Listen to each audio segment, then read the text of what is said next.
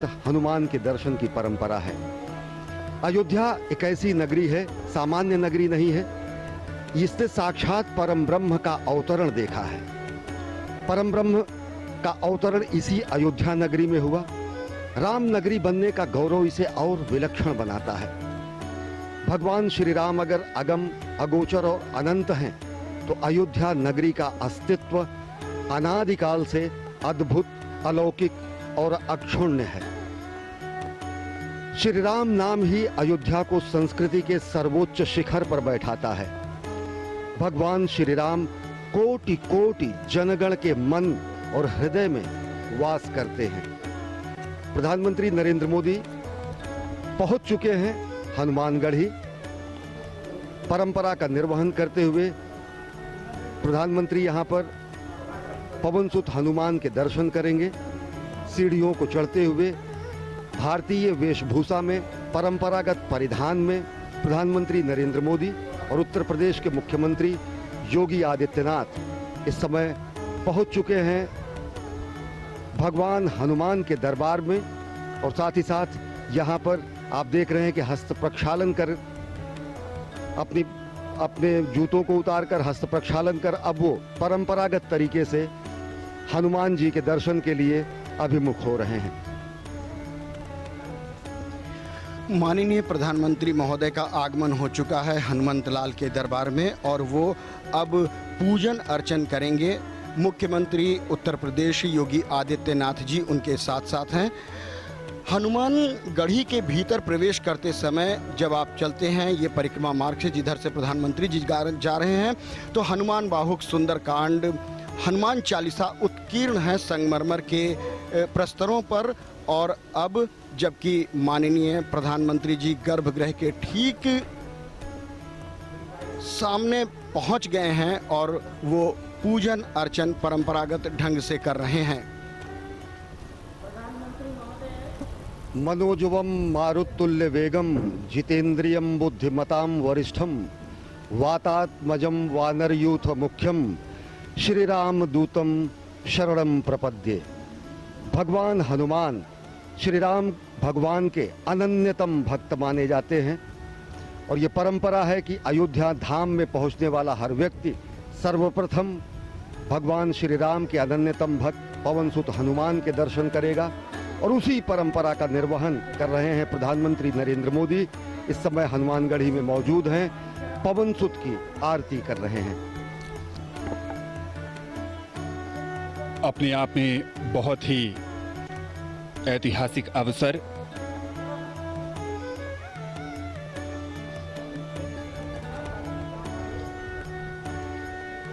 प्रधानमंत्री नरेंद्र मोदी हनुमानगढ़ी में राम भक्त हनुमान की अर्चना करते हुए और अब परिक्रमा कर रहे हैं।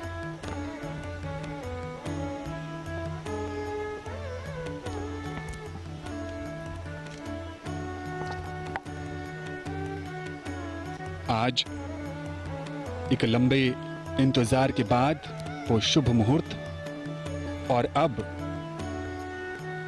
राम भक्त हनुमान के हनुमानगढ़ी में प्रधानमंत्री। मान्यताओं के अनुसार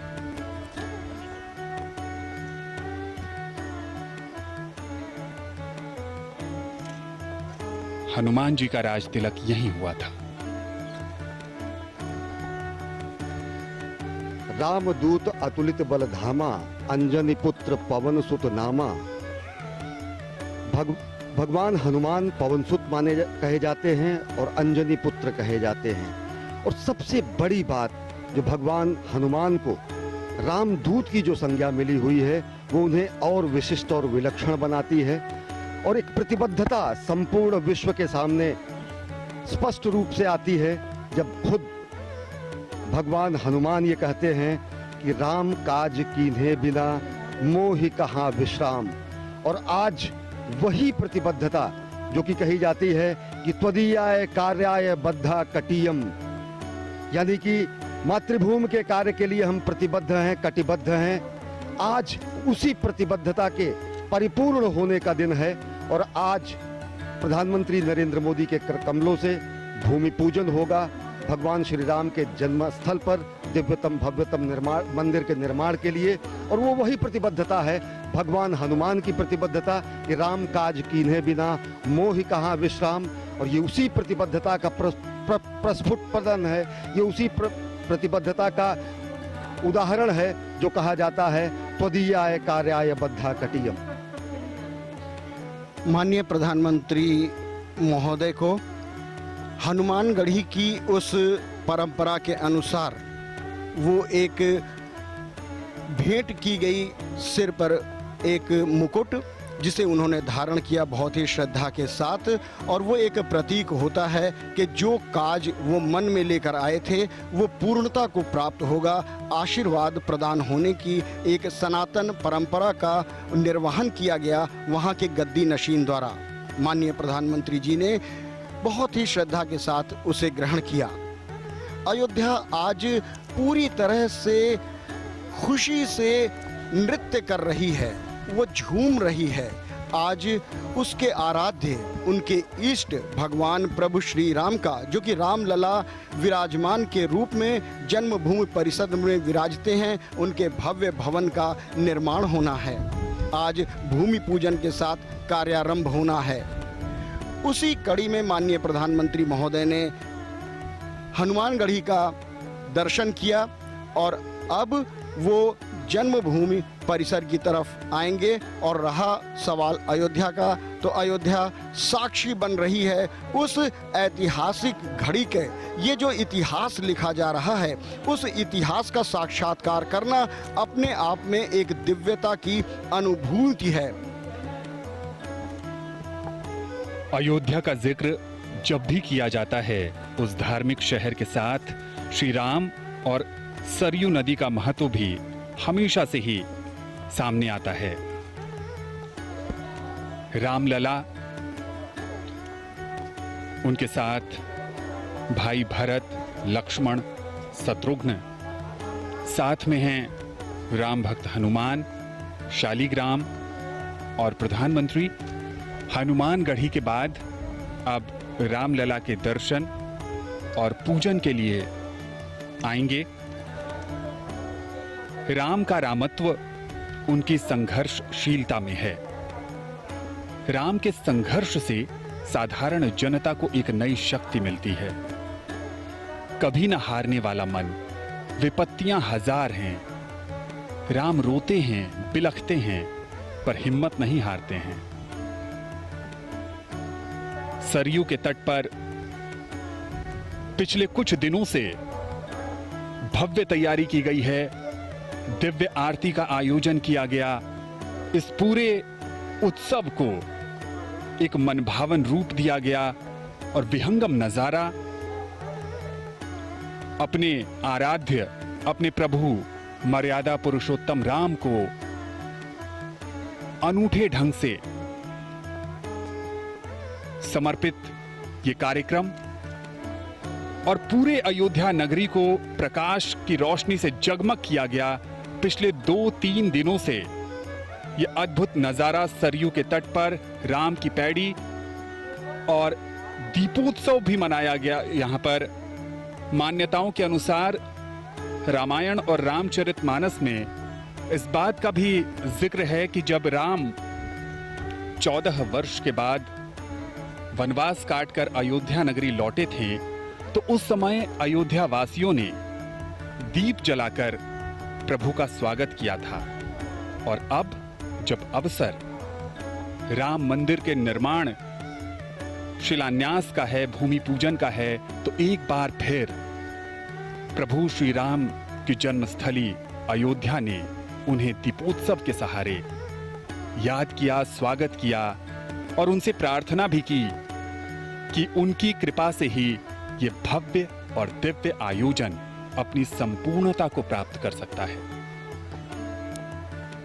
पिछले 2 दिनों से दीपमालिकाओं में सजी संवरी अयोध्या राम के पुनरागमन का आभास करा रही है।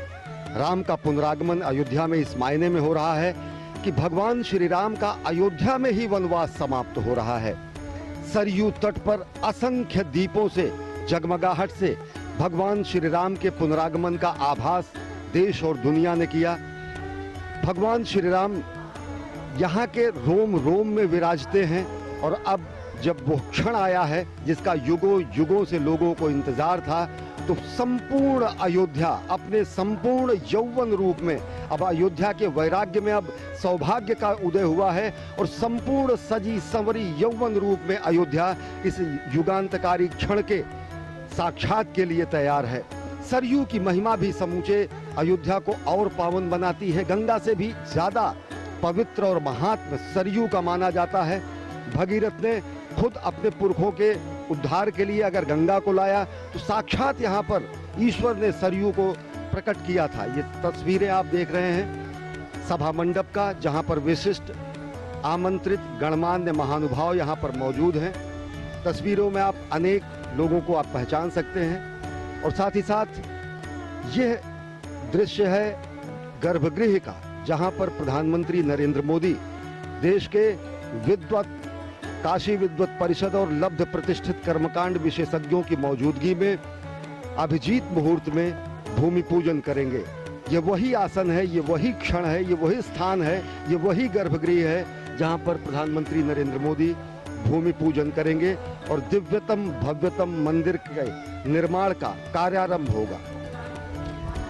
काशी और अयोध्या के तमाम कर्मकांडी विद्वतों ने अपना अपना आसन ग्रहण कर लिया है, क्योंकि भगवान राम के कार्य में जो उनकी भागीदारी है वो उन्होंने सुनिश्चित कर ली है।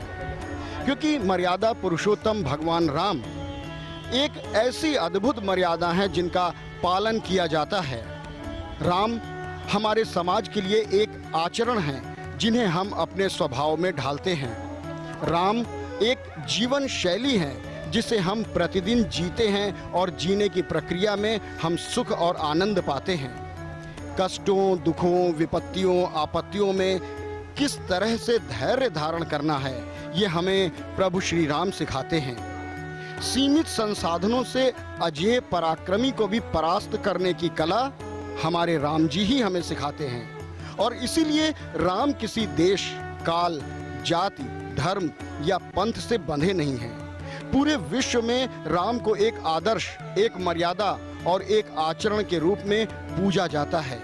राम अखिल ब्रह्मांड के नायक हैं। थाईलैंड में जो रामायण चलती है उसे रामकियन के नाम से जाना जाता है। बैंकॉक के शाही बुद्ध मंदिर पर कहें तो वहां भी राम कथा का अंकन मिलता है।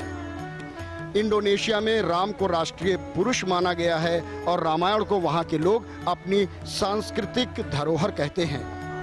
मलेशिया की बात करें तो वहां भी कठपुतलियों से राम कथा का मंचन किया जाता है, जिसे हिरायत सेरी रामा कहते हैं। सुदूर रसिया में वर्षों पहले अलेक्साई वारानिकोव ने रशियन भाषा में रामायण का अनुवाद किया। पादरी एटकिंस ने सबसे पहले श्री रामचरितमानस का अनुवाद किया।